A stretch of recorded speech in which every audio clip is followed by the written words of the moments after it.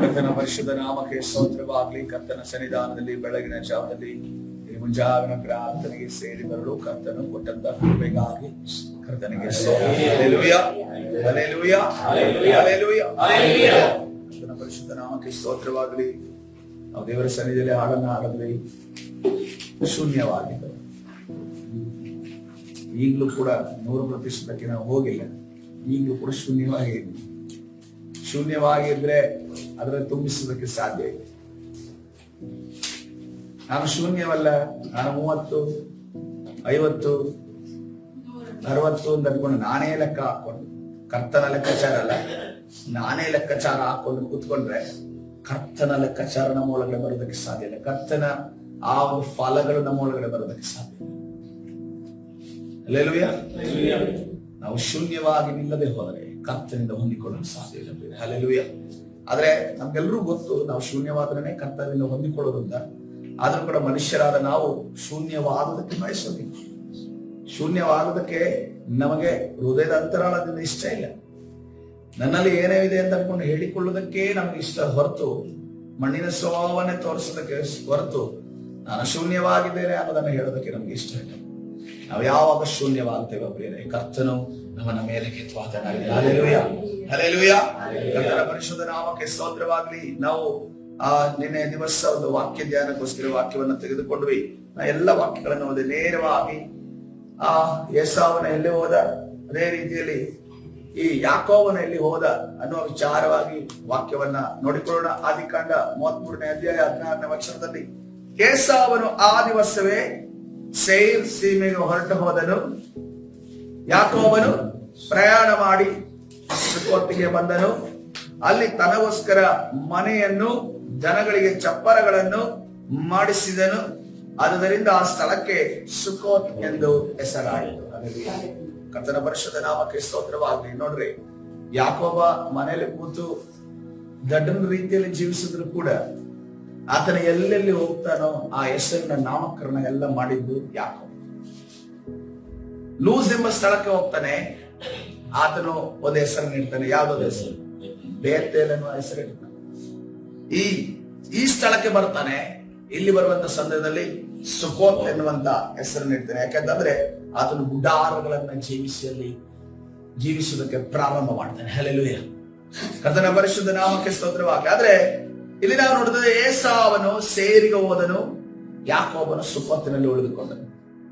ಸೇರ್ ಎನ್ನುವಂತ ಪ್ರದೇಶ ಬೆಟ್ಟದ ತಪ್ಪಲಿರುವಂತಹ ಪ್ರದೇಶ, ಮತ್ತು ಅಲ್ಲಿ ಹೋರಿಯರು ಎಂಬಂತ ಆಗಲೇ ಇದ್ದಂತ ಒಂದು ಜನಾಂಗ ಜೀವಿಸುತ್ತಿದ್ದಂತ ಪ್ರದೇಶ.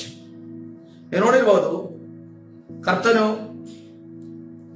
7 ಜನಾಂಗಗಳು ಈ ಕಾನಾನ್ ದೇಶದಲ್ಲಿದ್ದವು. ಆ 7 ಜನಾಂಗಗಳನ್ನ ರಿಪ್ಲೇಸ್ ಅಂದ್ರೆ ತೆಗೆದು ಹಾಕಿ ತನ್ನ ಮಕ್ಕಳಿಗೆ ಆತನು ದಾರಿ ಮಾಡಬೇಕಾಗಿತ್ತು. ತನ್ನ ಮಕ್ಕಳು ಎಲ್ಲಿದ್ರು? ಐಗುಪ್ತ ದೇಶದಲ್ಲಿದ್ರು. ಐಗುಪ್ತ ದೇಶದಿಂದ ಹೊರಗಡೆ ಬಂದು ಅವರಿಗೆ ಸಮಾಧಾನವಾಗಿ ಮನೆಯನ್ನು ಕಟ್ಟಿಕೊಳ್ಳಿ, ಗುಡಾರವನ್ನು ಮಾಡಿಕೊಳ್ಳಿ ಅಂತ ಅನ್ಕೊಂಡು ಕರ್ತನ ಹೇಳಿಲ್ಲ. ನೀವಿನ್ನೂ ಕೂಡ ವಾಗ್ದಾನ ದೇಶವನ್ನ ಹೊಂದಿಲ್ಲ. ಆ ವಾಗ್ದಾನ ದೇಶವಾಗಿ ಎಲ್ಲಿದೆ? ಕಾನಾನ್ ದೇಶ ದೂರದಲ್ಲಿದೆ. ಆ ದೂರದಲ್ಲಿರುವಂತ ಸ್ಥಳಕ್ಕೆ ಹೋಗ್ಬೇಕು ಅಂತಂದ್ರೆ ಎಷ್ಟು ಜನಾಂಗವನ್ನ ಸೋಲಿಸಬೇಕು? 7 ಜನಾಂಗಗಳನ್ನು ನೀವು ಸೋಲಿಸಿ. ಅವರು ಅಲ್ಲೇ ಪರ್ಮನೆಂಟ್ ರೆಸಿಡೆನ್ಸ್ ಅನ್ನ ಹೊಂದಿರುವಂತ ಒಂದು ಜನಾಂಗವಾಗಿತ್ತು. ಆ ಜನಾಂಗಗಳನ್ನ ಖಾಲಿ ಮಾಡಿ ತನ್ನನ್ನ ಹಿಂಬಾಲಿಸುವಂತ ತನ್ನ ಮಕ್ಕಳಾದ ಇಸ್ರಾಯೇಲ್ಗೆ ಕೊಡುವಂತ ಆಲೋಚನೆಯನ್ನ ಕರ್ತನು ಹೊಂದಿದ್ದನು. ಆದ್ರೆ ಈ ಸೇರಿನ ವಿಚಾರವನ್ನು ನೋಡುವಾಗ, ಈ ಏಸಾವನನ್ನ ಸೇರಿಗೆ ಕಳಿಸುವಾಗ ಅಲ್ಲಿ ಇದ್ದಂತ ಪರ್ಮನೆಂಟ್ ರೆಸಿಡೆಂಟ್ ಯಾರಾಗಿದ್ರು? ಹೋರಿಯರಾಗಿದ್ರು. ದೇವರು ಅಲ್ಲಿ ಹೋಗಿ, ನೀವು ಹೋರಿಯರನ್ನ ನೀನು ಯುದ್ಧ ಮಾಡಿ ನಾಶ ಮಾಡಿ, ತದನಂತರ ನಾನು ನಿನಗೆ ಬೆಂಬಲವಾಗಿರ್ತೇನೆ, ನೀನಲ್ಲಿ ಯುದ್ಧದಲ್ಲಿ ಜಯ ಹೊಂದಿದವನಾಗಿ ಆ ಸೇರನ್ನ ನೀನು ಹೊಂದಿಕೊಳ್ಳಬೇಕೆಂದು ಅನ್ಕೊಂಡು ಏಸಾವನಿಗೆ ಹೇಳಿಲ್ಲ. ಯಾಕೆಂದ್ರೆ ಅದನ್ನು ವಾಗ್ದಾನ ಪುತ್ರನಲ್ಲ. ದೇವರ ವಾಗ್ದಾನದ ಸ್ಥಳ ಸೈರಲ್ಲ, ಕಾನಾನ್ ದೇಶ ಎಂದು ನೋಡ್ತಾ ಇದ್ದೇವೆ. ಈಗ ನೋಡಿದಿರೋ ಇಸ್ರಾಯೇಲ್ ದೇಶ ಅನ್ನು ನೋಡ್ತಾ ಇದ್ದೇವೆ. ದೇವರು ಇಸ್ರಾಯೇಲ್ ಅನ್ನ ಯಾಕೋಬನಿಗೆ ಮತ್ತು ಯಾಕೋಬನ ತಲೆಮಾರಿಗೆ, ಜನಾಂಗಗಳಿಗೆ, ಕುಲಗಳಿಗೆ ಅದನ್ನು ವಾಗ್ದಾನವಾಗಿ ಕೊಟ್ಟನು. ಸೈರನ್ನ ಕೊಟ್ಟಿಲ್ಲ. ಆದ್ರೆ ದೇವರ ಒಂದು ಸ್ವಭಾವ ಏನಂತಂದ್ರೆ, ಕೆಲವು ಬಾರಿ ಮನುಷ್ಯರು ಮಿಸ್ಟೇಕ್ ಮಾಡಿದ್ರು ಕೂಡ, ಮನುಷ್ಯರು ತಪ್ಪುಗಳನ್ನು ಮಾಡಿದ್ರು ಕೂಡ ಆ ಒಂದು ತಪ್ಪಿನ ಪ್ರತಿಯಾಗಿ ಬಂದಂತ ಫಲವನ್ನ ಅದನ್ನು ತಳ್ಳಿ ಬಿಡದೆ ಅವರನ್ನು ಕೂಡ ಪಕ್ಷಪಾತ ಇಲ್ಲದೆ ನಡೆಸುವ ದೇವರಾಗಿದೆ. ಇಷ್ಮಾಯಲನ ನೋಡುವಾಗ ಆಗ ನಾವು ಕಾತರವಾಗಿ ಇಷ್ಮಾಯಲ್ ಬಂದನೆ. ಆದ್ರೆ ಇಷ್ಮಾಯಲ್ ಯಾರ ಮಗ ಆಗಿದ್ದಾನೆ? ಅಬ್ರಾಹ್ಮನ ಮಗ ಆಗಿದ್ದಾನೆ. ಅಬ್ರಾಹ್ಮನ ಮಗ ಆಗಿರೋದ್ರಿಂದ 12 ಕುಲಗಳು ಈ ಈಸಾಕನ ಮುಖಾಂತರವಾಗಿ, ವಾಗ್ದಾನ ಪುತ್ರನ ಮುಖಾಂತರವಾಗಿ ಬರಲಿ ಅಂತ ಅನ್ಕೊಂಡು ಆಶೀರ್ವಾದ ಮಾಡುವಾಗ ಆ ಹುಡುಗನನ್ನ ನೋಡಿ, ಆ ಇಷ್ಮಾಯಲನ ನೋಡಿ 12 ಕುಲಗಳು ಅಲ್ಲಿ ರಾಜರುಗಳು ಉಂಟಾಗಲೆಂದು ಆಶೀರ್ವಾದ ಮಾಡಿದ ದೇವರು ನಮ್ಮ ದೇವರಾಗಿದ್ದಾನೆ. ಹಲ್ಲೆಲೂಯಾ. ಅಂತ ಕರುಣೆ ಉಳ್ಳಂತ ದೇವರು ನಮ್ಮ ದೇವರಾಗಿದ್ದಾನೆ. ಅಲ್ಲಿ ಆತನನ್ನು ಆಶೀರ್ವಾದ ಮಾಡುವ ಅವಶ್ಯಕತೆ ಇರಲಿಲ್ಲ. ಆದ್ರೆ ಆತನು ಕೂಡ ನನ್ನ ಸೃಷ್ಟಿಯಾಗಿದ್ದಾನೆ. ಆತನು ಕೂಡ ತಾಯಿ ಗರ್ಭದಲ್ಲಿ ರೂಪಿಸಲ್ಬಿಡಬೇಕಾದ್ರೆ ನನ್ನ ಪರಮೇಶ್ವರನ ರೂಪಿಸಲು ಸಾಧ್ಯವಿಲ್ಲ. ಅದರಲ್ಲಿ ಅಬ್ರಾಹ್ಮನ ಏನಿದೆ, ಒಂದು ಬೀಜ ಇದೆ. ಸೊ ಅದಕ್ಕೋಸ್ಕರ ಆ ಬೀಜದ ಮುಖಾಂತರ ಹುಟ್ಟಿದಂಥದನ್ನ ಆಶೀರ್ವಾದ ಮಾಡಿದ್ರು. ಆದ್ರೆ ಒಂದನ್ನ ಗಮನಿಸಬೇಕು, ಅದಕ್ಕೆ ಆಶೀರ್ವಾದ ಸಿಕ್ಕಿದ್ದು ಖಾಲಿ ಭೌತಿಕ ಆಶೀರ್ವಾದ ಮಾತ್ರವೇ, ಆತ್ಮಿಕ ಆಶೀರ್ವಾದ ಸಿಗ್ಲಿಲ್ಲ. ಆದ್ರೆ ಈ ಸಾಕನನ್ನ ನೋಡುವಾಗ ಆತನ ಮುಂದೆ ಬರುವಂತ ಕುಲಗಳನ್ನ ಆತ್ಮಿಕವಾಗಿಯೂ ಅದೇ ರೀತಿಯಲ್ಲಿ ಭೌತಿಕವಾಗಿಯೂ ಕರ್ತನ ಆಶೀರ್ವದಿಸಿದ್ದಾರೆ. ಹಲ್ಲೆಲೂಯಾ. ಅದಕ್ಕೋಸ್ಕರ ಒಂದನ್ನು ತಿಳಿದುಕೊಳ್ಳಬೇಕು, ನಮ್ಮ ಜೀವಿತದಲ್ಲಿ ನಮ್ಮ ಕಣ್ಣ ಮುಂದೆ ಇರುವಂತಹ ಜನರೆಲ್ಲರೂ ಆಶೀರ್ವಾದ ಹೊಂದುತ್ತಾರೆ ಅಂದ್ರೆ ನಮಗೆ ಆತ್ಮಿಕವಾಗಿ ಆಶೀರ್ವಾದ, ಭೌತಿಕವಾಗಿ ಆಶೀರ್ವಾದ ಇರೋದಾದ್ರೆ ಅವರು ವಾಗ್ದಾನ ಪುತ್ರರಾಗಿರ್ತಾರೆ. ಒಂದು ವೇಳೆ ಕೇವಲ ಭೌತಿಕ ಆಶೀರ್ವಾದ ಆಗ್ತಿದೆ ಮಾತ್ರವೇ ಎಂದು ನೋಡುವುದಾದ್ರೆ ನೀವು ಒಂದನ್ನು ಅರಿತುಕೊಳ್ಳಬೇಕು, ವಾಗ್ದಾನಕ್ಕೆ ಸಂಬಂಧಪಟ್ಟಿದ್ದಂತಹ ವಿಚಾರಗಳು ಅವರಲ್ಲಿ ಇಲ್ಲ. ದೇವರ ನೆರವೇರಿಕೆ, ದೇವರ ವಾಕ್ಯದ ನೆರವೇರಿಕೆ ಅವರಲ್ಲಿ ಇಲ್ಲ. ದೇವರ ಒಂದು ಭವಿಷ್ಯತ್ತು, ಆ ದೇವರು ಏನು ನೆರವೇರಿಸಬೇಕು ಯೋಜನೆ ಇಟ್ಟಿದ್ದಾರೋ ಆ ಯೋಜನೆ ನೆರವೇರಿಸುವ ದಾರಿಯಲ್ಲಿ ಅವರು ಇಲ್ಲ ಅನ್ನೋದನ್ನು ನಾವು ಅರ್ಥ ಮಾಡಿಕೊಳ್ಳಬೇಕು. ಅನೇಕ ಬಾರಿ ಏನ್ ಮಾಡ್ತೇವೆ ಅಂತಂದ್ರೆ ಭೌತಿಕವಾದ ಆಶೀರ್ವಾದವನ್ನು ನೋಡಿ ಬಹಳ ಆಶ್ಚರ್ಯ ಪಡ್ತೇವೆ, ಬಹಳ ಇಷ್ಟಪಡ್ತೇವೆ, ಅದರ ಹಿಂದೆ ಓಡ್ತೇವೆ. ನಮ್ಗೆ ಯಾವಾಗ ಇಗ್ನೋರ್ ಮಾಡ್ತೇವೆ ನೋಡ್ರಿ, ಕೆಲವು ಬಾರಿ ನಮ್ಮ ಜೀವಿತದಲ್ಲಿ ನಮ್ಮ ಪಕ್ಕದವನು ಏನ್ ತಗೊಂಡ್ರು ಕೂಡ ನಮಗೆ ಕೆಲವು ಸಾರಿ ಇಗ್ನೋರ್ ಮಾಡ್ತಾರೆ. ಆದ್ರೆ ಕೆಲವು ಬಾರಿ ನಮ್ಗೆ ಏನಾಗುತ್ತೆ ಗೊತ್ತಿಲ್ಲ, ಅದನ್ನ ಬಹಳ ತಲೆಗೆ ತೆಗೆದುಕೊಳ್ಳುತ್ತೇವೆ. ಎಷ್ಟು ಮಟ್ಟಿಗೆ ಅಂದ್ರೆ ನಮ್ಮ ಆರೋಗ್ಯ ಕ್ಷೀಣ ಆಗುವವರೆಗೂ, ನಾವು ಆರೋಗ್ಯ ಕ್ಷೀಣವಾಗಿವರೆಗೂ ಯಾಕೆ ತಗೋತೀವಿ? ನಮ್ಮ ಒಳಗಡೆ ಒಂದು ಚಿಕ್ಕ ಒಂದು ಆಳದಲ್ಲಿ ಒಂದು ಲೋಕ ಇದೆ. ಆ ಲೋಕ ಏನ್ ಬಯಸ್ತಾ ಇದೆ? ಈ ಲೋಕವನ್ನ ಬಯಸ್ತಾ ಇದೆ, ಈ ಲೋಕದ ವಸ್ತುಗಳನ್ನ ಬಯಸ್ತಾ ಇದೆ. ಅದಕ್ಕೋಸ್ಕರ ಒಂದನ್ನು ನಾವು ತಿಳಿದುಕೊಳ್ಳಬೇಕು, ದೇವರು ಮೇಲೆತ್ತೋದಾದ್ರೆ ತಕ್ಕ ಸಮಯಕ್ಕೆ ಆತನ ಮೇಲೆತ್ತುವ ಆತನಿಗೆ. ಹಲ್ಲೆಲೂಯಾ. ಆತನ ಮೇಲೆತ್ತುವುದಕ್ಕೋಸ್ಕರ ನಾವು ಕಾಯೋದಾದ್ರೆ ಕರ್ತನು ತಕ್ಕ ಸಮಯಕ್ಕೆ ಮೇಲಕ್ಕೆ ತೆರವಾದರೆ. ಹಲ್ಲೆಲೂಯಾ. ಅದಕ್ಕೋಸ್ಕರವಾಗಿ ನೋಡ್ರಿ, ನಾವು ಯಾಕೋಬನಲ್ಲಿ ಏನ್ ಕಾಣ್ತಾ ಇದ್ದೇವೆ? ಆತನಲ್ಲಿ ತಪ್ಪುಗಳಿದಾವೆ, ಅನೇಕ ಸಮಸ್ಯೆಗಳಿದಾವೆ, ಅನೇಕ ವಿರೋಧವಾಗಿ ನಡೀತಾ ಕಾರ್ಯಗಳಿದಾವೆ. ಆದ್ರೆ ಆತನು ದೇವರ ಸಹಾಯವನ್ನು ಬಯಸಿದವನಾಗಿದ್ದಾನೆ. ಆದ್ರೆ ಈ ಏಸಾವನ್ನು ನೋಡ್ರಿ, ಆತನು ಹುಟ್ಟಿದಾಗಿನಿಂದ ಒಂದು ನಿರ್ಧಾರವನ್ನು ಕೂಡ ದೇವರ ಪರವಾಗಿ ಮಾಡೋದಿಲ್ಲ. ಚೊಚ್ಚಲುತನದ ಹಕ್ಕ ಆತನ ಮುಂದೆ ಬರುವಾಗ ಆತನ ಏನ್ ಮಾಡ್ತಾನೆ? ಅದನ್ನ ತಿರಸ್ಕಾರ ಮಾಡಿದ. ಒಂದು ಊಟಕ್ಕೋಸ್ಕರ ಚೊಚ್ಚಲುತನದ ಹಕ್ಕಿನ ಮಾನ್ಯತೆಯನ್ನ ತಿಳಿದಿರುವಂತ ಏಸಾವನು ಒಂದು ಊಟಕ್ಕೋಸ್ಕರವಾಗಿ ಆತನು ಆ ಒಂದು ಹಕ್ಕನ್ನ ತಿರಸ್ಕಾರ ಮಾಡ್ತಾನೆ. ಬೇಟೆ ಆಡಿ ತಿನ್ನುವಂತ ಮನುಷ್ಯನಿಗೆ ಮನೆಯಲ್ಲಿ ಬಂದು ಊಟ ಸಿಗದೆ ಬೇರೆ ಕಡೆ ಊಟ ಸಿಗೋದಿಲ್ಲ. ಬೇರೆ ಕಡೆ ಆಹಾರವನ್ನ ತಿಂದು ಬದುಕೋದಕ್ಕೆ ಸಾಧ್ಯ ಆಗ್ತಾ ಇರಲಿಲ್ಲ.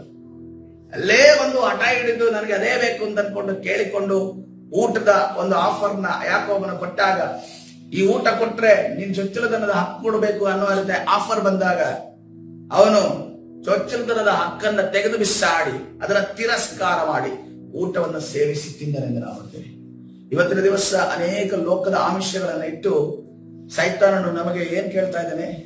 ನಿನ್ನ ಆತ್ಮವನ್ನ ನೀನು ಬಿಟ್ಟುಕೊಡುವುದಿಲ್ಲ, ನಿನ್ನ ಆತ್ಮದ ಮೇಲೆ ಆಳ್ವಿಕೆ ಬಾಗಿಲನ್ನು ನನಗೆ ತೆರಿ ಅಂತ ಅನ್ಕೊಂಡು ಕೇಳ್ತಾ ಇದ್ದೇನೆ. ನಾವು ಈಸಿಯಾಗಿ ಈ ಲೌಕಿಕ ವಿಚಾರಗಳಿಗೋಸ್ಕರ ಅದಕ್ಕೋಸ್ಕರ ಬಾಗಿಲನ್ನು ತೆರೀತಾ ಇದ್ದೀವಿ. ಇದು ಬಹಳ ಸಾಮಾನ್ಯದ ವಿಚಾರದಲ್ಲಿ ನಾವು ಕೇಳಿದಂತ ವಿಚಾರ ಆಗಿರ್ಬೋದು. ಆದ್ರೆ ಪದೇ ಪದೇ ಬಿದ್ದು ಹೋಗಿ ನಾವು ಇದ್ರಲ್ಲಿ ಪದೇ ಬಿದ್ದೋಗಿರೋದಿಲ್ಲ. ಇವತ್ತಿನ ದಿವಸ ನಮ್ಮ ಆತ್ಮವನ್ನ ಎಚ್ಚರಿಸೋಣ ಪ್ರಿಯರೇ. ಹಲ್ಲೆಲೂಯಾ. ದೇಹ ಮಾತ್ರ ಕಂಡು ಬಿಟ್ಟು ನೋಡೋದಲ್ಲ, ನಮ್ಮ ಆತ್ಮ ಎಚ್ಚರ ಆಗಬೇಕು. ಹಲ್ಲೆಲೂಯಾ. ಯಾವಾಗ ನಮ್ಮ ಆತ್ಮ ಎಚ್ಚರವಾಗುತ್ತೋ ಅದು ದೇವರನ್ನು ಹುಡುಕುತ್ತೆ. ಹಲ್ಲೆಲೂಯಾ. ಅಲ್ಲಿ ಒಂದು ಪ್ರಕಾಶ, ಕರ್ತನ ಪ್ರಕಾಶ ಉಂಟಾಗುವಂತದಾಗಿದೆ. ಹಲ್ಲೆಲೂಯಾ. ಕರ್ತನ ಪರಿಶುದ್ಧ ನಾಮಕ್ಕೆ ಸ್ತೋತ್ರ. ರೋಮಾಪುರ ಬರೆದ ಪತ್ರಿಕೆ 9ನೇ ಅಧ್ಯಾಯ 11ನೇ ವಚನಕ್ಕೆ ಬರೋಣ. ರೋಮಾಪುರ ಬರೆದ ಪತ್ರಿಕೆ 9ನೇ ಅಧ್ಯಾಯ 11ನೇ ವಚನ. ದೇವರ ಜಡ್ಜ್ಮೆಂಟ್ ಅನ್ನ ನಾವು ಅರಿತುಕೊಳ್ಳೋಣ. ಆ ಮಕ್ಕಳು ಒಬ್ಬ ತಂದೆಯ ಮಕ್ಕಳಾಗಿದ್ದರು. ಅವರು ಇನ್ನೂ ಹುಟ್ಟದೆಯೂ ಒಳ್ಳೆಯದನ್ನಾಗ್ಲಿ ಕೆಟ್ಟದನ್ನಾಗ್ಲಿ ಮಾಡದೆಯೂ ಇದ್ದಾಗ ಏನಂತ ವಾಗ್ದಾನ ಬರ್ತದೆ? ಹಿರಿಯರು ಕಿರಿಯರಿಗೆ ಸೇವೆ ಮಾಡುವನೆಂಬುದಾಗಿ ಆಕೆಗೆ ಹೇಳಲ್ಪಟ್ಟಿತ್ತು. ಯಾರಿಗೆ ಹೇಳಲ್ಪಟ್ಟಿದ್ದು? ರೆಬೆಕ್ಕಳಿಗೆ ಹೇಳಲ್ಪಟ್ಟಿತ್ತು. ತಾಯಿಗೆ ತನ್ನ ಫ್ಯೂಚರ್, ಮಕ್ಕಳ ಫ್ಯೂಚರ್ ಏನು ಅಂತ ಅನ್ಕೊಂಡು ತಿಳಿಸಲ್ಪಟ್ಟಿತ್ತು. ಇವತ್ತಿನ ತಂದೆ ತಾಯಿಗಳಿಗೆ ನಮಗೆ ದೇವರು ಮಕ್ಕಳ ಜೀವಿತದಲ್ಲಿ ಮಾಡಬೇಕಾಗಿರೋ ವಿಚಾರ ತಿಳಿಸಲ್ಪಡ್ತಾ ಇದೆಯಾ? ಆ ವಿಷನ್ಸ್ ನಮ್ಮಲ್ಲಿ ಇದೆಯಾ? ತಿಳ್ಕೊಳ್ಳುವ ತವಕ ನಮ್ಮಲ್ಲಿ ಇದೆಯಾ? ನಾವು ಲೋಕದಲ್ಲಿ ತಿಳ್ಕೊಳ್ತಾ ಇದ್ವಿ. ಎಲ್ಲೋಗಿ ತಿಳ್ಕೊತಾ ಇದ್ವಿ? ಕೈ ರೇಖೆಯಲ್ಲಿ ಹೋಗಿ ತಿಳ್ಕೊಳ್ತಾ ಇದ್ವಿ. ಆ ಕವಡೆಗಳ ಮಧ್ಯದಲ್ಲಿ ತಿಳ್ಕೊತಾ ಇದ್ವಿ. ಯಾರೋ ಒಬ್ಬ ಗಣಗಣ ಅಂತ ಅನ್ಕೊಂಡು ಬಾಯಲ್ಲಿ ಹೇಳುವಂತ ಮಾತುಗಳನ್ನ ನಂಬ್ತಾ ಇದ್ವಿ. ಇವತ್ತಿನ ದೇವರು ನಮ್ಮ ಹತ್ರ ಡೈರೆಕ್ಟ್ ಆಗಿ ಮಾತಾಡೋದಕ್ಕೆ ಬಯಸ್ತಾ ಇದ್ರೆ, ಆದ್ರೆ ನಮಗೆ ಸಮಯ ಇಲ್ಲ, ನಮಗೆ ತಿಳ್ಕೊಳ್ಳೋಕೆ ಇಂಟ್ರೆಸ್ಟ್ ಇಲ್ಲ. ಕರ್ತನು ಖಂಡಿತವಾಗಿ ನಮ್ಮ ಮಕ್ಕಳ, ನಮ್ಮ ತಲೆಮಾರಿನ ವಿಚಾರವಾಗಿ ತಿಳಿಸಲು ಶಕ್ತನಾಗಿದ್ದಾನೆ. ಹಲ್ಲೆಲೂಯಾ. ಅದು ಕೇವಲ ಸೇವಕರಿಗೆ ಮಾತ್ರ ಅವೈಲಬಿಲಿಟಿ, ತಂದೆ ತಾಯಿಗಳಿಗೆ ಇಲ್ವಾ? ಹಾಗಾದ್ರೆ ಕೆಲವು ತಂದೆ ತಾಯಿಗಳಿಗೆ ಯಾಕೆ ಸಿಗ್ತಾ ಇಲ್ಲ? ತಂದೆ ತಾಯಿಗಳಿಗೆ ಯಾಕೆ ಸಿಗ್ತಾ ಇಲ್ಲ? ಆ ಅನ್ಯೋನ್ಯತೆ ದೇವರ ಜೊತೆಯಲ್ಲಿ ಇಲ್ಲ. ಹಲ್ಲೆಲೂಯಾ. ತಿಳ್ಕೊಳ್ಬೇಕಂತ ಆಸೆ ಇಲ್ಲ. ಇವತ್ತಿನ ದಿವಸ ಕರ್ತನ ಸನ್ನಿಧಾನ ನಾವು ಮೊಣಕಾಲು ಕೇಳಿ ನನ್ನ ಭವಿಷ್ಯದ ವಿಚಾರವನ್ನು ನನಗೆ ತಿಳಿಸಿಕೊಡು. ಹಲ್ಲೆಲೂಯಾ. ನೀವು ಪ್ರಾರ್ಥನೆ ಮಾಡಿ ಕೇಳಿಕೊಳ್ಳುವುದಾದ್ರೆ ಕರ್ತನು ತಿಳಿಸಿಕೊಡಲು ಶಕ್ತನಾಗಿದ್ದಾನೆ. ಹಲ್ಲೆಲೂಯಾ. ನಮ್ಮ ತಲೆಮಾರಿನ ವಿಚಾರವಾಗಿ ಕರ್ತನು ತಿಳಿಸಲು ಶಕ್ತನಾಗಿದ್ದಾನೆ. ಹಲ್ಲೆಲೂಯಾ. ಕರ್ತನು ದೊಡ್ಡ ಕಾರ್ಯಗಳನ್ನು ನಮ್ಮ ತಲೆಮಾರಿನ ಮಧ್ಯದಲ್ಲಿ ಮಾಡಲು ಶಕ್ತನಾಗಿದ್ದಾನೆ. ಹಲ್ಲೆಲೂಯಾ. ಕರ್ತನ ಪರಿಶುದ್ಧ ನಾಮಕ್ಕೆ ಸ್ತೋತ್ರ. ಇದರಿಂದ ದೇವರು ತನಗೆ ಮನಸ್ಸಿದ್ದವರನ್ನು ಆರಿಸಿಕೊಳ್ಳುತ್ತಾನೆಂಬ ಸಂಕಲ್ಪವು ಸ್ಥಿರವಾಗಿರಬೇಕೆಂದು ತೋರಿಸಿದನು. ಆ ಸಂಕಲ್ಪವು ಪುಣ್ಯ ಕ್ರಿಯೆಗಳ ಮೇಲೆ ಆಧಾರಗೊಳ್ಳದೆ ಕರೆಯುವ ಆತನ ಚಿತ್ತದ ಮೇಲೆ ಆಧಾರಗೊಂಡಿದೆ. ಹಲ್ಲೆಲೂಯಾ. ಕರ್ತನ ಪರಿಶುದ್ಧ ನಾಮಕ್ಕೆ ಸ್ತೋತ್ರವಾಗಲಿ. ದೇವರ ಆಶೀರ್ವಾದವನ್ನ, ದೇವರ ಕೃಪೆಯನ್ನ, ದೇವರ ಬಲವನ್ನ ಹೊಂದಿಕೊಳ್ಳೋದು ನಮ್ಮ ಪುಣ್ಯ ಕ್ರಿಯೆಗಳಿಂದಲ್ಲ, ನಮ್ಮ ಒಳ್ಳೆಯ ಕ್ರಿಯೆಗಳಿಂದಲ್ಲ. ನಾವು ಎಲ್ಲಿಂದ ಹೊಂದುವವರಾಗಿದ್ದೇವೆ? ಆತನ ಸಂಕಲ್ಪ, ಆತನ ಯೋಜನೆ, ಆತನ ಮೇಲೆ ಆಧಾರಗೊಂಡಿದೆ. ನಾವೆಷ್ಟು ಆತನ ನಿಕಟವಾಗಿ ನಡೀತೇವೋ ಕರ್ತನು ನಮ್ಮನ್ನ ಅಷ್ಟು ಬಲವಾಗಿ ನಡೆಸುವ ಆತನಾಗಿದ್ದಾನೆ. ಹಲ್ಲೆಲೂಯಾ. ಕರ್ತನ ಪರಿಶುದ್ಧ ನೋಡ್ರಿ, ಇಲ್ಲಿ ಏನಂತ ಬರೆದಿದ್ದಾರೆ ಅಂತಂದ್ರೆ, ಹಿರಿಯರು ಕಿರಿಯರಿಗೆ ಸೇವೆ ಮಾಡ್ತಾರೆ. ಹಿರಿಯರು ಕಿರಿಯರಿಗೆ ಸೇವೆ ಮಾಡ್ತಾರೆ. ಕರ್ತನು ಈ ಹಿರಿಯನಲ್ಲಿ ಏನಿದೆ, ಕಿರಿಯನಲ್ಲಿ ಏನಿದೆ ಅನ್ನೋದನ್ನ ಅವರು ಒಳಗಡೆ ಇದ್ದಾಗಲೇ ಅರಿತುಕೊಂಡ. ಈ ಹಿರಿಯನು ಮುಂದೆ ಹೋಗಿ ದೊಡ್ಡವನಾದಾಗ ಏನಾಗ್ತಾನೆ, ಈ ಕಿರಿಯನು ದೊಡ್ಡವನಾಗಿ ಏನಾಗ್ತಾನೆ ಅನ್ನೋದನ್ನ ಮುಂದಾಗಿ ಆತನು ತಿಳಿದಿದ್ದ. ಯಾಕಂದ್ರೆ ಅದು ಜೀನ್ಸ್ ಯಾರಿಂದ, ಒಂದು ಮನುಷ್ಯನಿಂದ ಹುಟ್ಟಿದಂತ ಜೀನ್ಸ್ ಆಯ್ತು. 2 ಜನಾಂಗ ಆಕೆ ಹೊಟ್ಟೆ ಒಳಗಡೆ ಇತ್ತು. ಹಂಗಂತೇಳಿ ದೇವರು ಪಕ್ಷಪಾತಿಯ, ಒಬ್ಬನಿಗೆ ಆ ರೀತಿ ಹೇಳಿ ಒಬ್ಬನಿಗೆ ಈ ರೀತಿಯಲ್ಲಿ ಹೇಳೋದು ದೇವರ ಪಕ್ಷಪಾತಿನ? ಎಂದಿಗೂ ಪಕ್ಷಪಾತ ಮಾಡುವುದು ದೇವರಲ್ಲ. ಹಲ್ಲೆಲೂಯಾ. ಆತನ ಫ್ಯೂಚರ್, ಆತನ ಭವಿಷ್ಯವನ್ನ, ಆದ್ರೆ ಈ ಭವಿಷ್ಯವನ್ನ ಹೇಳಿದ ನಂತರ, ಈ ಒಂದು ಭವಿಷ್ಯತ್ತನ್ನ ತಿಳಿಸಿದ ನಂತರ ಅದನ್ನ ಬದಲಾಯಿಸುವಂತ ಅವಕಾಶವನ್ನು ಕರ್ತರು ಕೊಡ್ತಾನೆ. ನೋಡ್ರಿ, ಯಾಬೇಚನ ತಾಯಿ ಯಾಬೇಚನಿಗೆ ಏನಂತ ಹೆಸರಿಟ್ಟು? ಯಾಬೇಚನೆಂದು ಹೆಸರಿಟ್ಟು, ನೋವು ವೇದನೆಯಿಂದ ಹೆಸರಿಟ್ಟು. ತಾಯಿನೇ ತಂದೆನೇ ಆತನ ಭವಿಷ್ಯವನ್ನ ನೀನು ನೋವಲ್ಲಿರಬೇಕು, ವೇದನೆಯಲ್ಲಿ ಇರಬೇಕು ಅಂತ ಅನ್ಕೊಂಡು ಬರೆದಂತ ಒಂದು ತಲೆಪಟ್ಟಿಯನ್ನು ಅದನ್ನು ಹೊತ್ತುಕೊಂಡು ನಡೆದ ಉಪವಾಸ ವೇದನೆ. ಆದ್ರೆ ಅವನು ಪ್ರಾರ್ಥನೆ ಮಾಡ್ತಾನೆ, ಕರ್ತನೆ ನನ್ನನ್ನು ನೀನು ವಿಶೇಷವಾಗಿ ನೀನು ಆಶೀರ್ವಾದ ಮಾಡಬೇಕು ಎಂದು ಪ್ರಾರ್ಥನೆ. ಆ ಚಿಕ್ಕ ಪ್ರಾರ್ಥನೆ ಸತ್ಯವೇದದಲ್ಲಿ ಒಂದು ಬಹಳ ಪ್ರಭಾವವನ್ನು ಬೀಳಿಸಿದಂತ ಪ್ರಾರ್ಥನೆ ಆಗಿದ್ದು, ಅದರ ನಿಮಿತ್ತವಾಗಿ ಯಾಬೇಚನ ಭವಿಷ್ಯತ್ತು ಬದಲಾವಣೆ ಆಯ್ತು ಎಂದು ನೋಡ್ತೇವೆ. ಹಲ್ಲೆಲೂಯಾ. ಕರ್ತನ ಪರಿಶುದ್ಧ ನಾಮಕ್ಕೆ ಸ್ತೋತ್ರವಾಗಲಿ. ಇವತ್ತಿನ ದಿವಸ ನಮ್ಮ ಭವಿಷ್ಯದ ಮೇಲೆ, ನಮ್ಮ ಮಕ್ಕಳ ಭವಿಷ್ಯದ ಮೇಲೆ ಯಾವುದೇ ಕಾರ್ಯಗಳು, ಅದು ಮಾನಸಿಕವಾದ ಯೋಜನೆ ಆಗಿರ್ಬೋದು, ಸೈತಾನ ನುಡಿದಿರುವ ಶಾಪಗಳೇ ಆಗಿರ್ಬೋದು, ಅದನ್ನ ಮುರಿದು ನಾವು ಪ್ರಾರ್ಥನೆ ಮಾಡುವಾಗ ಕರ್ತನು ನಮ್ಮ ಭವಿಷ್ಯವನ್ನ ರೂಪಿಸುವಾತನಾಗಿದ್ದಾನೆ. ಹಲ್ಲೆಲೂಯಾ. ಕರ್ತನ ಪರಿಶುದ್ಧ ನಾಮಕ್ಕೆ ಸ್ತೋತ್ರವಾಗಿ. ಇದಕ್ಕನುಸಾರವಾಗಿ ಯಾಕೋಬನನ್ನು ಪ್ರೀತಿಸಿದನು, ಏಸಾವನನ್ನು ದ್ವೇಷಿಸಿದನು ಎಂದು ಬರುತ್ತದೆ. ಹಲ್ಲೆಲೂಯಾ. ಕರ್ತನ ಪ್ರತಿಯಾಗಿ ಇರುವಂತ ವೈರಾಗ್ಯವನ್ನು ನೋಡಿ ನಮ್ಮನ್ನು ಕರ್ತನು ಪ್ರೀತಿಸುತ್ತಾನೆ, ನಮ್ಮನ್ನು ದ್ವೇಷಿಸ್ತಾನೆ. ದೇವರ ವಾಕ್ಯ ಏನು ಹೇಳ್ತದೆ? ತಿರಸ್ಕಾರ ಮಾಡಿದ್ರೆ ತಿರಸ್ಕಾರ ಹೊಂದುತ್ತಾರೆ. ತಿರಸ್ಕಾರ ದೇವರು ಮಾಡೋ ಅವಶ್ಯಕತೆ ಇಲ್ಲ. ನಿನ್ನ ತಿರಸ್ಕಾರ ನಿನಗೆ ಕುತ್ತಾಗಿ ನಿಲ್ಲುತ್ತೆ. ಅದಕ್ಕೋಸ್ಕರ ಇವತ್ತಿನ ದಿವಸ ವಾಕ್ಯದ ಬಗ್ಗೆ ತಿರಸ್ಕಾರ, ಪ್ರಾರ್ಥನೆ ಬಗ್ಗೆ ತಿರಸ್ಕಾರ, ಆರಾಧನೆ ಬಗ್ಗೆ ತಿರಸ್ಕಾರ ನಮ್ಮ ಮನಸ್ಸಿನಲ್ಲಿ ಇರುವುದಾದ್ರೆ, ನೀನು ತಿರಸ್ಕಾರವನ್ನ, ದೇವರ ಬಾಯಿನ ನಿನ್ನ ತಿರಸ್ಕಾರ ಹೊಂದಿದ್ದೀಯಾ ಅಂದ್ಕೊಂಡು ಹೇಳೋದಿಲ್ಲ ದೇವರು.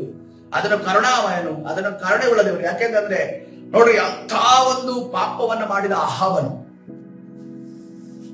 ಇನ್ನೇನು ನಾಶ ಮಾಡಬೇಕು, ನಾಶದ ಅಂಚಿನಲ್ಲಿದ್ದ ಅಹಾಬನು, ಆತನಿಗೆ ಎಲಿಯನ್ನು ಹೋಗಿ ನೀನು ನಾಶವಾಗಲು ಬಿಡ್ತೀಯಾ ಅಂತ ಅನ್ಕೊಂಡು ಪ್ರವಾದನೆ ಹೇಳಿದಾಗ ಅಹಾಬನು ಬದಲಾವಣೆ ಆಗ್ತಾನೆ. ಅದನ್ನ ಎಲಿಯನನ್ನ ಕರೆದು ದೇವರು ಹೇಳ್ತಾರೆ, ನೋಡ್ದ ಹೇಗೆ ಅಹಾಬನ ಬದಲಾವಣೆ ಆದ, ಹೇಗೆ ಅಹಾಬನು ಮಾನಸಾಂತರ ಹೊಂದ.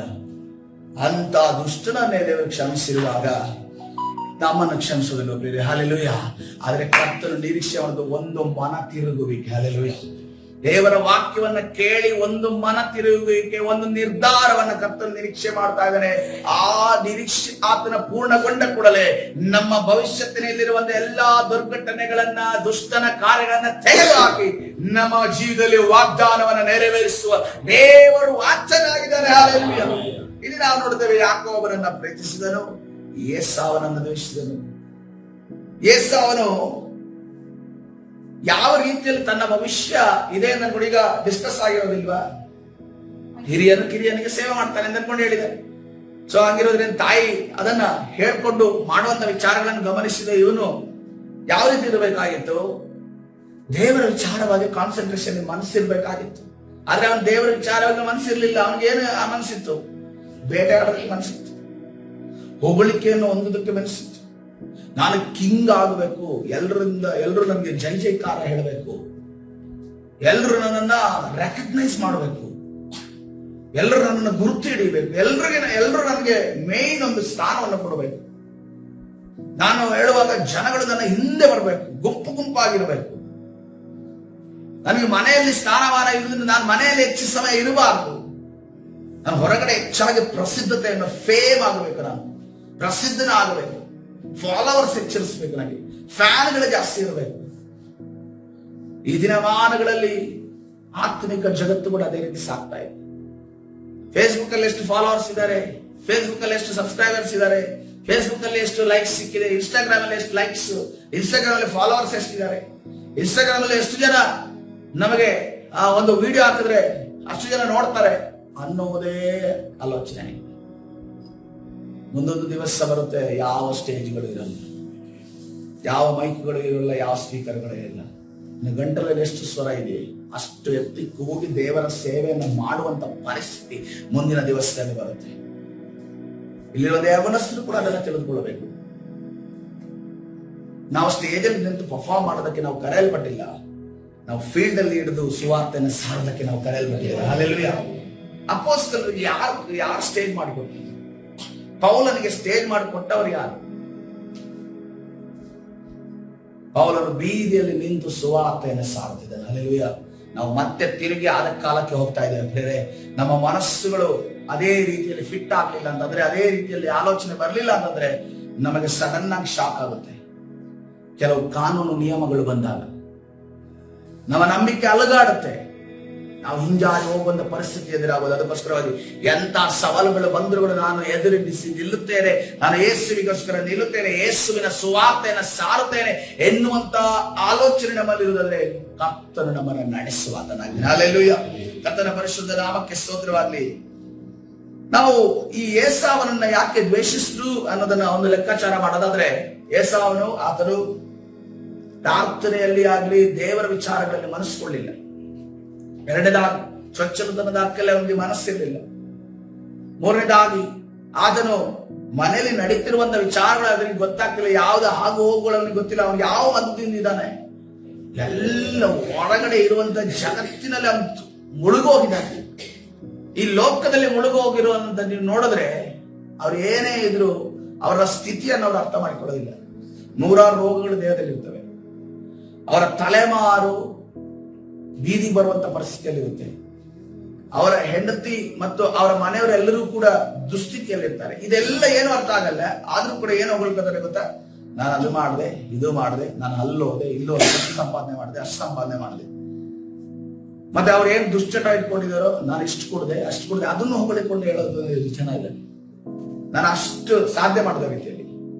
ಸೊ ಆ ರೀತಿಯಲ್ಲಿ ಮತ್ತನಾಗಿದ್ದ ಏಸಾವನನ್ನ ನೋಡಿ ಕರ್ತನ ಹೇಳ್ತಾ ಇದ್ದಾನೆ, ನಾನು ನಿನ್ನನ್ನು ದ್ವೇಷಿಸ್ತೇನೆ. ಆ ದ್ವೇಷ ನಾನು ಮಾಡ್ತಾ ಇರೋದಲ್ಲ, ನೀನೇ ನಿನ್ನ ಮೇಲೆ ತಂದುಕೊಂಡಿರೋ ದ್ವೇಷ ಆಗಿದೆ. ಹಲ್ಲೆಲೂಯಾ. ಇದರ ವಿಚಾರವಾಗಿ ಮಲಕಿ ಆತನು ನೆನೆಸಿ ಆ ವಿಚಾರಗಳನ್ನು ಹೇಳ್ತಾರೆ. ಮಲಾಕಿ ಬರೆದ ಪುಸ್ತಕ 1ನೇ ಅಧ್ಯಾಯ, ಮಲಾದೇವ ಪ್ರವಾದನೆ ಗ್ರಂಥ 1ನೇ ಅಧ್ಯಾಯ 2ನೇ ವಚನದಲ್ಲಿ ಈ ರೀತಿಯಲ್ಲಿ ನೋಡ್ತಾ ಇದ್ದೇವೆ. ಯೆಹೋವನು ಇಂತೆನ್ನುತ್ತಾನೆ, ನಾನು ನಿಮ್ಮನ್ನು ಪ್ರೀತಿಸಿದ್ದೇನೆ. ಯಾರನ್ನ ಪ್ರೀತಿಸಿದ್ದೇನೆ? ನಮ್ಮನ್ನ ಪ್ರೀತಿಸಿದ್ದಾನೆ. ಅದನ್ನು ಯಾರನ್ನ ಪ್ರೀತಿಸಿದ್ದಾನೆ? ನಮ್ಮನ್ನ ಪ್ರೀತಿಸಿದ್ದಾನೆ. ಅದು ಯಾವ ವಿಷಯದಲ್ಲಿ ಅಂತೀರೋ, ಯಾವ ವಿಷಯದಲ್ಲಿ ನಮ್ಮನ್ನು ಪ್ರೀತಿಸಿದ ಅಂದುಕೊಳ್ಳುತ್ತೀರಲ್ಲ, ಏಸಾವನು ಯಾಕೋಬನ ಅಣ್ಣನಲ್ಲವೇ? ಆದರೆ ನಾನು ಯಾಕೋಬನನ್ನ ಪ್ರೀತಿಸಿ ಏಸಾವನನ್ನ ದ್ವೇಷಿಸಿ ಅವನ ಬೆಟ್ಟಗಳನ್ನು ಹಾಳು ಮಾಡಿ ಅವನ ಸ್ವಾಸ್ಥ್ಯಗಳನ್ನು ಕಾಡು ನರಿಗಳ ಪಾಲು ಮಾಡಿದ್ದೇನಷ್ಟೇ. ಇದು ಯೆಹೋವನ ನುಡಿ. ಹಲ್ಲೆಲೂಯಾ. ಕರ್ತನು ಯಾವ ರೀತಿಯಲ್ಲಿ ನಮ್ಮನ್ನ ಪ್ರೀತಿಸಿದ್ದಾರಂತೆ? ಯಾಕೋಬನ ರೀತಿಯಲ್ಲಿ ನಮ್ಮನ್ನು ಪ್ರೀತಿಸಿದ. ಹಲ್ಲೆಲೂಯಾ. ಯಾಕೋಬನ ರೀತಿಯಲ್ಲಿ ದುಷ್ಟ ಕಾರ್ಯಗಳು ನಮ್ಮಲ್ಲಿ ಇದ್ದರೂ ಕೂಡ ಆತನು ನಮ್ಮನ್ನ ಪ್ರೀತಿಸಿದ್ದಾನೆ ಬೇರೆ. ಹಲ್ಲೆಲೂಯಾ. ಆದ್ರೆ ಆ ಪ್ರೀತಿಯನ್ನ ನಾವು ಯಾವ ರೀತಿಯಲ್ಲಿ ಅಡ್ವಾಂಟೇಜ್ ತಗೊಳ್ತಾ ಇದ್ದೇವೆ ಅಂತಂದ್ರೆ, ಯಾವ ರೀತಿಯಲ್ಲಿ ಸುಲಭವಾಗಿ ತಗೊಳ್ತಾ ಇದ್ದೇವೆ? ಏಸಾವನ ರೀತಿಯಲ್ಲಿ ಸುಲಭವಾಗಿ. ಹೊಟ್ಟೆಯಲ್ಲಿ ಹುಟ್ಟಿದಂತೆ 2 ಮಕ್ಕಳನ್ನ ಕರ್ತನು ಮೊದಲನೇದಾಗಿ ಪ್ರೀತಿಸಿದನು. ಆದ್ರೆ ಏಸಾವನು ಯಾವ ರೀತಿ ತಗೊಂಡ? ಅದನ್ನ ಸುಲಭವಾಗಿ ತಗೊಂಡ. ಕರ್ತನ ಪ್ರೀತಿಯನ್ನ ಸುಲಭವಾಗಿ ತಗೊಂಡ ನಿಮಿತ್ತವಾಗಿ ಚೊಚ್ಚಲತನದ ಹಕ್ಕನ್ನ ತಿರಸ್ಕಾರ ಮಾಡಿದ. ಅದೇ ರೀತಿಯಲ್ಲಿ 2ನೇದಾಗಿ ನೋಡುವಾಗ ತನ್ನ ಜೀವಿತದಲ್ಲಿ ಬಂದಂತ ಆ ಒಂದು ದೇವರ ಆಶೀರ್ವಾದ ಏನಿದೆ ಅದನ್ನು ಕೂಡ ಕಳೆದುಕೊಂಡ. ಆದ ನಂತರ ಏನಿಂದ ನಿರೀಕ್ಷೆ ಮಾಡಿದ? ದೇವರ ಹತ್ರ ಹೋಗಿ ಕೇಳಿಲ್ಲ. ಅವನಿಗೆ ದೇವರದ ಟಚ್ ಇಲ್ಲ. ನೋಡ್ರಿ, ತನ್ನ ತಮ್ಮ ಮೋಸ ಮಾಡಿ ಓಡೋದ. ಏನ್ ಕಾಯ್ತಾ ಇದ್ದಾನೆ ಈಗ? ಅಮ್ಮನನ್ನು ಕೊಲ್ಲಬೇಕು, ಅಮ್ಮನನ್ನ ಸಾಯಿಸಬೇಕು. ಶಾರೀರಿಕವಾಗಿ ಆಲೋಚನೆ ಮಾಡ್ತಾ ಇದ್ದಾನೆ. ನಮ್ಮ ಜೀವಿತದಲ್ಲಿ ಅಷ್ಟೇ, ನಮ್ಗೆ ಯಾರಾದ್ರೂ ವಿರೋಧ ಮಾಡಿದ್ರೆ ನಾವೇನ್ ಮಾಡ್ತೀವಿ? ದೇವರೇ, ಈ ಒಂದು ಕಾರ್ಯವನ್ನು ನೀನು ನನ್ನ ಜೀವಿತದಲ್ಲಿ ಬರೆಸಿದಿಲ್ಲ, ಅವರನ್ನ ಕ್ಷಮಿಸುವುದೇಳಿ ನನ್ನನ್ನ ಕಾಪಾಡು ಅಂತ ಕೇಳೋದ್ರಿಂದ ನಾವು ಬಿಟ್ಟು ನಾವೇನ್ ಮಾಡ್ತೀವಿ? ಅವರ ವಿರುದ್ಧವಾಗಿ ನಾವು ಕುದೀತಾ ಇರ್ತೀವಿ. ನೀನು ಎಷ್ಟು ಕುದ್ರು ಅಷ್ಟೇನೆ BP ರೈಸ್ ಆಗುತ್ತೆ, ಶುಗರ್ ರೈಸ್ ಆಗುತ್ತೆ ಅಷ್ಟೇ, ಬೇರೆ ಏನು ಆಗೋದಿಲ್ಲ. ಯಾಕಂದ್ರೆ ನಿನ್ನಿಂದ ದೇವರು ಏನ್ ನಿರೀಕ್ಷೆ ಮಾಡ್ತಿದ್ರೆ? ಕ್ಷಮೆಯನ್ನು ನಿರೀಕ್ಷೆ ಮಾಡ್ತಾರೆ. ನೀನು ಎಲ್ಲಿಯ ತನಕ ಕ್ಷಮಿಸೋದಿಲ್ಲೋ ಅವರನ್ನ ಹ್ಯಾಂಡಲ್ ಮಾಡಕ್ಕಾಗಲ್ಲ ದೇವರು. ನೀನು ಎಲ್ಲಿಯ ತನಕ ಕ್ಷಮಿಸೋದಿಲ್ಲೋ ದೇವರು ಅವರನ್ನ ಹ್ಯಾಂಡಲ್ ಮಾಡಕ್ಕಾಗಲ್ಲ. ನಿಮ್ಮ ಕೈ ಭಾವನೆ ಇಲ್ಲಿ ಇರೋದ್ರಿಂದ ಅವರನ್ನ ಹ್ಯಾಂಡಲ್ ಮಾಡೋದಕ್ಕೆ ತಡೆ ಆಗ್ತಾ ಇದೆ.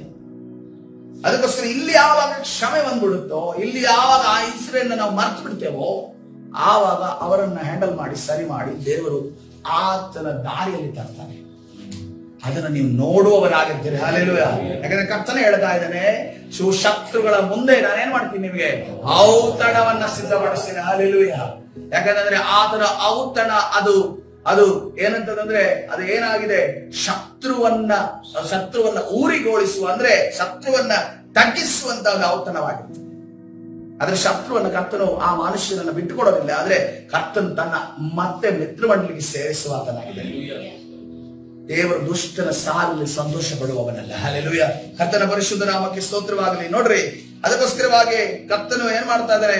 ಈಗಿರಲು ಎದೋಮ್ಯರು ನಾವು ಹಾಳಾದೆವು, ಆದರೆ ಹಾಳು ಪ್ರದೇಶಗಳನ್ನು ಮತ್ತೆ ಕಟ್ಟುವೆವು ಅಂದುಕೊಂಡರೆ ಏನ್ ಮಾಡ್ತಾನೆ ಅಂದ್ರೆ, ಶತ್ರು ಎಷ್ಟು ಹಾಳಾದ್ರೂ ಕೂಡ ಏನ್ ಮಾಡ್ತಾರೆ ಅಂದ್ರೆ, ನನ್ನನ್ನು ತಾನು ಮತ್ತೆ ಕಟ್ಟಿಕೊಳ್ಳುವುದಕ್ಕೆ ನಾನು ಇನ್ನೂ ಮೆರಿತೀನಿ ಅಂದುಕೊಂಡರೆ ಸೇನಾಧೀಶರು ಯೆಹೋವನು ಇಂತೆನ್ನುತ್ತಾನೆ, ಅವರು ಕಟ್ಟಿದರು, ನಾನು ಕೆಡವಿ ಹಾಕುವೆನು. ಅವರ ದುಷ್ಟ ಪ್ರಾಂತದವರು ಯೆಹೋವನ ನಿತ್ಯ ಕೋಪಕ್ಕೆ ಈಡಾದ ಜನರು ಆನಂದಿಸಿಕೊಳ್ಳುವರು.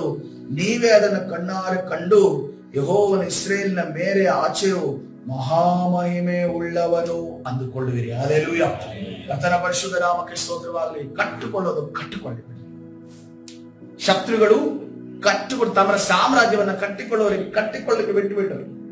ಆ ಕಟ್ಟಿಕೊಳ್ಳೋದನ್ನ ನೋಡಿ ನಾವು ಉರಿಗೊಂಡು ನಮ್ಮ ಹೆಲ್ತ್ ಅನ್ನು ಯಾಕೆ ನಾವು ಇದು ಹಾಳು ಮಾಡ್ಕೋಬೇಕು? ಇವತ್ತಿನ ದಿವಸ ಬೇರೆ ಕರ್ತನ ಸನ್ನಿಧಾನದಲ್ಲಿ ಏಸಾವನ ರೀತಿಯಲ್ಲಿರುವವರಿದ್ದಾರೆ, ಯಾಕೋಬನ ರೀತಿಯಲ್ಲಿ ಇರೋರಿದ್ದಾರೆ. ಯಾಕೋಬನನ್ನ ದೇವರು ಪ್ರೀತಿಸಿದ್ದಾನೆ, ಯಾಕೆಂತಂದ್ರೆ ತಪ್ಪು ನ್ಯೂನ್ಯತೆಗಳು ಎಲ್ಲರಲ್ಲಿ ಇರ್ತವೆ. ಒಪ್ಪಿಕೊಂಡು ಕರ್ತನ ಸನ್ನಿಧಾನದಲ್ಲಿ ಬಂದುವಾಗ ಕರ್ತನು ಅವರನ್ನು ಪ್ರೀತಿಸುವ. ಯಾಕೆಂತಂದ್ರೆ ಯಾಕೋಬನಿಗೆ ಒಂದು ಮನಸ್ಸಿತ್ತು, ನಾನು ಸುಖೋತ್ತಲ್ಲಿ ಜೀವಿಸಬೇಕು. ಹಲ್ಲೆಲೂಯಾ. ನಾನು ಯಾವುದೇ ಕಾರಣಕ್ಕೆ ಸೇರಿಗೆ ಹೋಗಬಾರ್ದು. ಯಾಕಂದ್ರೆ ಸೇರಲ್ಲಿ ಯಾರಿದ್ದಾರೆ? ಆಲ್ರೆಡಿ ರೆಸಿಡೆಂಟ್ ಯಾರಿದ್ದಾರೆ? ಹೋರಿಯರಿದ್ದಾರೆ. ಆ ಹೋರಿಯರ ಜಾಗದಲ್ಲಿ ದೇವರ ಪ್ರಸನ್ನತೆಯನ್ನು ನಿರೀಕ್ಷೆ ಮಾಡೋದಕ್ಕೆ ಸಾಧ್ಯನ? ದೇವರ ಸಾನ್ನಿಧ್ಯನ ನಿರೀಕ್ಷೆ ಮಾಡೋದಕ್ಕೆ ಸಾಧ್ಯನ? ಆಲಯವನ್ನು ನಿರೀಕ್ಷೆ ಮಾಡೋದಕ್ಕೆ ಸಾಧ್ಯನ? ಪ್ರಾರ್ಥನೆಯನ್ನು ನಿರೀಕ್ಷೆ ಮಾಡೋದಕ್ಕೆ ಸಾಧ್ಯನ? ಅಥವಾ ದೇವರ ವಾಕ್ಯವನ್ನು ನಿರೀಕ್ಷೆ ಮಾಡೋದಕ್ಕೆ ಸಾಧ್ಯವನ? ಸತ್ಯ ವೇದವನ್ನು ನಿರೀಕ್ಷೆ ಮಾಡೋದಕ್ಕೆ ಸಾಧ್ಯವನ? ನಮ್ಮ ಜೀವಿತದಲ್ಲೂ ಅಷ್ಟೇ ಹೋರಿಯರ ಮಧ್ಯದಲ್ಲಿ ದೇವರ ಪ್ರಸನ್ನತೆ ನಾವು ಹುಡುಕಕ್ಕೆ ಹೋದ್ರೆ ಖಂಡಿತವಾಗಿ ಸಿಗೋದಿಲ್ಲ. ನೀನು ಸುಖೋದಲ್ಲಿ, ನೀನು ಗುಡಾರದಲ್ಲಿ ನೀನು ಜೀವಿಸಬೇಕಾಗಿದೆ. ಹಲ್ಲೆಲೂಯಾ. ನಿನ್ನ ಸ್ಥಳ ಅದು ಅಲ್ಲದೆ ಹೋದ್ರೂ ಕೂಡ ಆ ಸ್ಥಳವನ್ನ ಕರ್ತನು ನಿನ್ನ ಕೈಗೆ ಒಪ್ಪಿಸಿಕೊಡುವಾತನಾಗಿದೆ. ಹಲ್ಲೆಲೂಯಾ. ಕರ್ತನ ಪರಿಶುದ್ಧ ನಾಮಕ್ಕೆ ಸ್ತೋತ್ರವಾಗಲಿ. ಮತ್ತಾಯನ ಸುವಾರ್ತೆ 10:33 ವಚನದಲ್ಲಿ ಕರ್ತನು ಬಹಳ ಶಾರ್ಪ್ ಆಗಿ ಹೇಳ್ತಾನೆ. ಏನಂತಂದ್ರೆ, ಯಾದರೆ ಯಾವನು ಮನುಷ್ಯರ ಮುಂದೆ ತಾನು ಯೇಸುವಿನ ಅಲ್ಲವೆಂದು ಹೇಳುವನು, ಅವನನ್ನು ನಾನು ಸಹ ಪರಲೋಕದಲ್ಲಿರುವ ನನ್ನ ತಂದೆಯ ಮುಂದೆ ನನ್ನವನಲ್ಲ ಎಂದು ಹೇಳುವೆನು. ನಾವು ಈ ಲೋಕದಲ್ಲಿ ಯೇಸುವಿನವನಲ್ಲ ಅನ್ನುವಂತ ವಿಚಾರವನ್ನ ನಾವು ಯಾವಾಗ ಹೇಳಿಕೊಡ್ತೇವೋ, ನಮ್ಮ ಯೇಸು ಕೂಡ ಅದರ ತಂದೆಯ ಮುಂದೆ ನಮ್ಮನ್ನ ನನ್ನವನಲ್ಲ ಅಂತ ಅನ್ಕೊಂಡು. ಇದು ಅಷ್ಟು ಸುಲಭವಾದ ಮಾತಲ್ಲ, ಬಹಳ ಟಫ್ ಟಾಸ್ಕ್ ಇದು. ಈ ಟಾಸ್ಕ್ ಅನ್ನ ಮಾಡೋದಕ್ಕೆ ನಾವು ಸಿದ್ಧರಾಗಬೇಕು. ಯಾಕಂದ್ರೆ ನೋಡಿ, ಭಾನುವಾರ ಬರುವಂತ ವಿಶ್ವಾಸಿಗಳಿಗೆ ಅನೇಕ ಜನರು ಈ ರೀತಿಯಲ್ಲಿ ಇರೋದಿದ್ದಾರೆ. ಕರ್ತನು ಅಲ್ಲಿಂದ 100% ನಿರೀಕ್ಷೆ ಮಾಡೋದಿಲ್ಲ. ಆದ್ರೆ ಮುಂಜಾವಿನ ಪ್ರಾರ್ಥನೆಗೆ ಬಂದು ನಾವು ಕೂತ್ಕೋತೀಯಲ್ಲ, ನಮ್ಮಿಂದ ಕರ್ತನ ನಿರೀಕ್ಷೆ ಮಾಡ್ತಾ ಇದ್ದಾನೆ. ಹಲ್ಲೆಲೂಯಾ. ನಾವು ದೇವರಿಗೋಸ್ಕರ ನಿಲ್ಲಬೇಕು ಎನ್ನುವಂತಹ ನಿರೀಕ್ಷೆಯನ್ನ ಕರ್ತನ ಮಾಡ್ತಾ ಇದ್ದಾನೆ. ಹಲ್ಲೆಲೂಯಾ. ಅದೇ ರೀತಿ 1 ಥೆಸಲೋನಿಕೆ ಬರೆದ ಪತ್ರಿಕೆ 4:8 ವಚನ, ಹೀಗಿರಲು ಈ ಮಾತನ್ನು ತಾತ್ಸಾರ ಮಾಡುವವನು.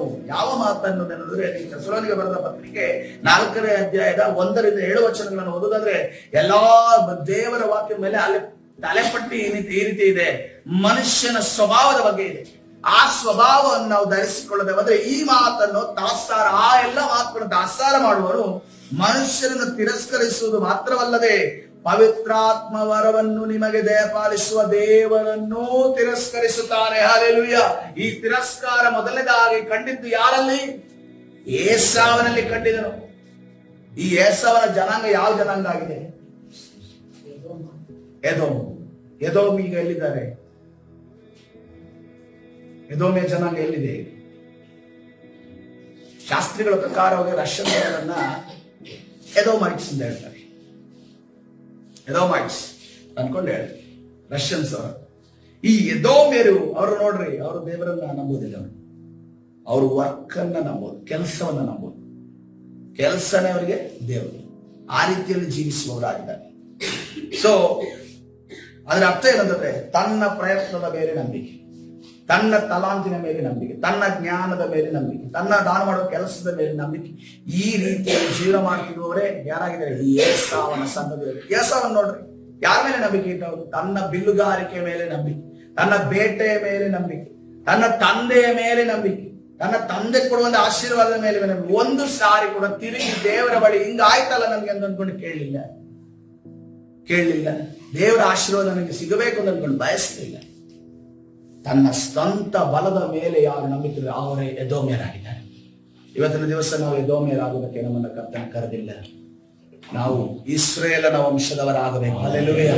ನಾವು ಯಾಕೋಬನ ತಲೆಮಾರುಗಳಾಗ ಇಸ್ರೇಲನ ವಂಶ, ದೇವ ಜನಾಂಗ ನಾವು ಆಗಬೇಕು. ಬೇರೆ ದೇವ ಜನಾಂಗ ಆಗುದಾದ್ರೆ ನಮಗೆ ಹೆಚ್ಚು ಸಮೃದ್ಧಿ, ಹೆಚ್ಚು ಐಶ್ವರ್ಯತನ, ಹೆಚ್ಚು ಸಂಪತ್ತು, ಹೆಚ್ಚು ವಜ್ರ ವೈಡೂರ್ಯಗಳು ಇಲ್ಲದೆ ಹೋದ್ರು ಕೂಡ ವಜ್ರ ವೈಡೂರ್ಯಕ್ಕಿಂತ ಉನ್ನತವಾದ ಸಮಾಧಾನ ನಮ್ಮಲ್ಲಿ ಉಂಟು. ಹಾಲೆಲೂಯ.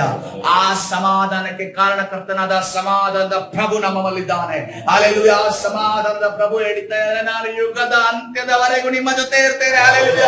ಆ ಸಮಾಧಾನದ ಪ್ರಭು ಹೇಳಿದ್ರೆ, ನಾನು ಇಮ್ಮಾನುವೇಲನು ನಿಮ್ಮ ಸಂಗಡ ಇರುತ್ತೇನೆ ಆತನ ಹೇಳ್ತಾ ಇದ್ರೆ. ಅಷ್ಟು ಮಾತ್ರವಲ್ಲ, ನೀವು ನನ್ನಲ್ಲಿಯೂ ನಾನು ನಿನ್ನಲ್ಲಿಯೂ, ನಮ್ಮ ತಂದೆಯು ಕೂಡ ನಮ್ಮ ಮಧ್ಯದಲ್ಲಿ ಇರ್ತಾನೆ ಅಂತ ಕರ್ತನೆ ಹೇಳಿದ ಅದನಾಗಿದ್ದಾರೆ. ನೀವು ನೀನು ಕೊಂಬೆಗಳಾಗಿದ್ದೀರಿ, ನಾನು ದ್ರಾಕ್ಷಿ ಬಳ್ಳಿ ಆಗಿದ್ದೇನೆ. ನಾವಿಬ್ಬರು ಕನೆಕ್ಟ್ ಆದ್ರೆ ನಿಮ್ಮಲ್ಲಿ ಜೀವವಿರುತ್ತದೆ ಅಂತ ಹೇಳಿದ್ರೆ. ಹಾಲೆಲೂಯ. ಅದೇ ರೀತಿಯಲ್ಲಿ ಸೈತಾನನ ವಿಚಾರವಾಗಿ ಕರ್ತನೆ ಹೇಳ್ತಾ ಇದ್ದಾನೆ, ಕಳ್ಳನು ಹಾಳು ಮಾಡೋದಕ್ಕೂ ಕೊಯ್ಯುವುದಕ್ಕೂ ನಾಶ ಮಾಡೋದಕ್ಕೆ ಬರುತ್ತೇನೆ, ಆದ್ರೆ ನಾನೇನಕ್ಕೂ ಬರುತ್ತೇನೆ, ನಾನು ಜೀವವನ್ನ ಕೊಡುವುದಕ್ಕೋಸ್ಕರ, ಆ ಸಂಗತಿ ಜೀವ ನಿಮ್ಮಲ್ಲಿ ನೆಲೆಗೊಳ್ಳುವುದಕ್ಕೋಸ್ಕರ. ಹಾಲೆಲೂಯ.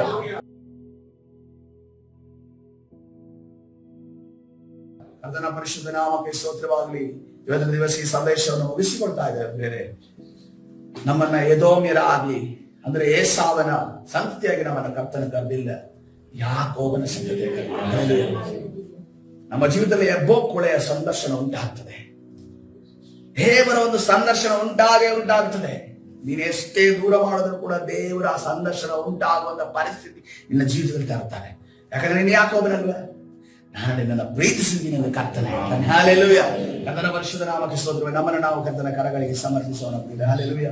Thank you Jesus. ಪರಿಶುದ್ಧನಾದ ದೇವರೇ, ಕರ್ತನೇ, ಇಸ್ರೇಲನ ವಂಶಸ್ಥರು ನಾವಾಗಿದ್ದೇವೆ, ಅಬ್ರಹಾಮನ ಸಂತತಿ ನಾವಾಗಿದ್ದೇವೆ ಕರ್ತನೆ.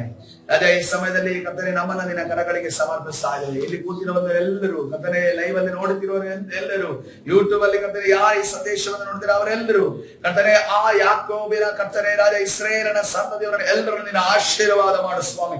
ನೀನು ನಮ್ಮನ್ನ ಪ್ರೀತಿಸಿದವನಾಗಿದ್ದಿ ಕರ್ತನೆ. ನೀನು ಯಾಕೋಬನನ್ನ ಪ್ರೀತಿಸಿದ ರೀತಿಯಲ್ಲಿ ನಮ್ಮನ್ನ ಪ್ರೀತಿಸಿದೀಯ. ಯಾಕಂದ್ರೆ ನೋಡುವಾಗ ಯಾಕೋಬನಲ್ಲಿ ಅನೇಕ ನ್ಯೂನತೆಗಳಿದ್ದರೂ ಕೂಡ ಕರ್ತನೆ ಆತನನ್ನ ಸರಿಪಡಿಸಿ ನಡೆಸಿದ ದೇವರು ನೀನಾಗಿದ್ದಿ. ಇವತ್ತಿನ ದಿವಸವೂ ಕೂಡ ನಮ್ಮಲ್ಲಿರುವ ಎಲ್ಲ ನ್ಯೂನತೆಗಳನ್ನ ತೆಗೆದು ಹಾಕಿ ಕರ್ತನೆ ನಿನ್ನ ಚಿತ್ತದ ಪ್ರಕಾರವಾಗಿ ನಡೆಸುವಂತ ದೇವರು ನೀನಾಗಿದೆಯಲ್ಲ ಸ್ವಾಮಿ. ನಮ್ಮನ್ನು ನಡೆಸುವುದಕ್ಕಾಗಿ ಸ್ತೋತ್ರ ಕರ್ತನೆ. ಯಾವುದೇ ಕಾರಣಕ್ಕೂ ನಾವು ಏಸಾವನ ಕರ್ತನೆ ರಾಜ ಸಾಲಿನಲ್ಲಿ ನಿಲ್ಲದೆ ಕರ್ತನೆ, ನಾನು ಕರ್ತನೆ ಇಸ್ರೇಲನ ಸಾಲಿನಲ್ಲಿ ನಿಲ್ಲುವಾಗ ನಮಗೆ ಸಹಾಯಸ್ತವನ್ನ ಚಾಚು. ಯಾರು ಏಸಾವನ ರೀತಿಯಲ್ಲಿ ತನ್ನ ಬಲದ ಮೇಲೆ, ಈ ಲೋಕದ ಬಲದ ಮೇಲೆ, ತನ್ನ ತಲಾಂತ ಬಲದ ಮೇಲೆ, ಜ್ಞಾನದ ಬಲದ ಮೇಲೆ, ಕರ್ತನೆ ವಿವೇಕದ ಬಲದ ಮೇಲೆ ಕರ್ತನೆ ಇದಾರೋ ಸ್ವಾಮಿ, ಅವರನ್ನೆಲ್ಲರಲ್ಲಿ ಕಾರ್ಯ ಮಾಡುತ್ತಿರುವ ಎಲ್ಲಾ ಸೈತಾನನ ಕಾರ್ಯಗಳನ್ನ ನಜರೇತಿನ ಯೇಸುವಿನ ನಾಮದಲ್ಲಿ ಬಂಧಿಸಿ ಮುರಿದು ಬಿಡುಗಡೆ ಉಂಟು ಮಾಡಿದಿನ ತಾಯಿ ನಡೆಸು, ಬಲಪಡಿಸು. ಕರ್ತನಾದ ಯೇಸು ಸ್ವಾಮಿ ಸಮೇತ ಪ್ರಾರ್ಥಿಸುವಲ್ಲಿ ಕೊಡದಿರು ಜೀವವುಳ್ಳ ತಂದೆ. ಆಮೆನ್.